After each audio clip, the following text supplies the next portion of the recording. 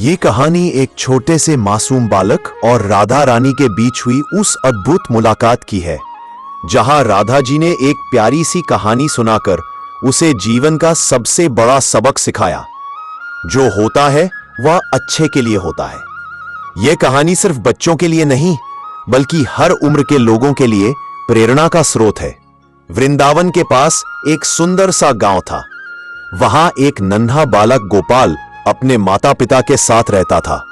गोपाल बहुत ही चंचल और मासूम था, लेकिन हाल ही में उसकी गाय खो गई थी, जिससे वह बहुत दुखी था। वह हर रोज सुबह सुबह जंगल की ओर जाता, हर झाड़ी हर पेड़ के पीछे खोजता, लेकिन उसकी प्यारी गाय गोरी कहीं नहीं मिलती। एक दिन आंसू भरी आंखों से वह यमुना तट पर बैठा रो रहा था। हे भगवान, मेरी गोरी क्यों चली गई? मैंने तो कभी किसी का बुरा नहीं किया, मेरे साथ ही ऐसा क्यों हुआ? उसी समय एक सुंदर सी स्त्री वहां आई। उनके चेहरे पर दिव्य चमक थी, जैसे चांद खुद जमीन पर उतर आया हो। वो कोई और नहीं, राधा रानी थी, मानव रूप में। राधा जी ने गोपाल को देखा और मुस्कुराते हुए पास आकर पूछा, क्या हुआ गोपाल, इतने उदास क्यों? गोपाल ने आंसू पोंछते हुए कहा, मेरी प्यारी गाय खो गई है, मुझे कुछ अच्छा नहीं लग रहा। भगवान ने मेरे साथ गलत किया है। राधा जी ने उसके सिर पर हाथ फेरा और बोली, क्या मैं तुम्हें एक कहानी सुनाऊं? एक ऐसी कहानी जो तुम्हारा मन हल्का कर देगी। गोपाल ने धीरे से सिर हिलाया। बहुत समय पहले की बात है। एक राज्य में एक राजा था, जो हमेशा अपने साथ एक वफादार मंत्री को रखता था।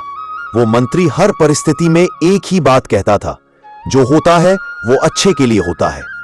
एक दिन राजा शिकार पर गया। शिकार करते हुए राजा का अंगूठा कट गया। राजा बहुत क्रोधित हुआ और बोला, तुम्हें दिखता नहीं, मेरा अंगूठा कट गया और तुम कह रहे हो कि अच्छे के लिए हुआ है। मंत्री ने फिर वही कहा, महाराज विश्वास रखिए, जो हुआ है वो अच्छे के लिए ही हुआ है। राजा गुस्से में आकर मंत्री को जेल भिजवा देता है।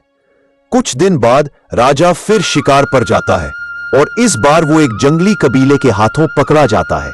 वे लोग इंसानों की बलि देते थे। जब उन्होंने राजा को बलि के लिए तैयार किया, तो पुजारी ने देखा कि राजा का अंगूठा कट। उन्होंने कहा, यह आदमी अधूरा है, इसे बलि नहीं दी जा सकती, और उन्होंने राजा को छोड़ दिया। राजा को उस समय मंत्री की बात याद आई, जो होता है वह अच्छे के लिए होता है। वापस आकर राजा ने मंत्री को जेल से निकाला और माफी मांगी। मंत्री मुस्कुराया और बोला, अगर मैं जेल में ना होता तो मैं भी आपके साथ होता और शायद बलि चढ़ा दिया जाता। इसीलिए जो हुआ वो सब अच्छे के लिए ही हुआ। राधा जी ने गोपाल की आंखों में देखते हुए कहा, देखा गोपाल, कभी कभी हमें जो बुरा लगता है उसका असली कारण हम बाद में समझते हैं। भगवान कभी भी अपने बच्चों का बुरा नहीं करते। गोपाल चुपचाप सुन रहा था। धीरे धीरे उसके चेहरे पर मुस्कान आ गई। तभी पीछे से गांव का एक लड़का दौड़ता हुआ आया और बोला, गोपाल, तुम्हारी गौरी मिल गई।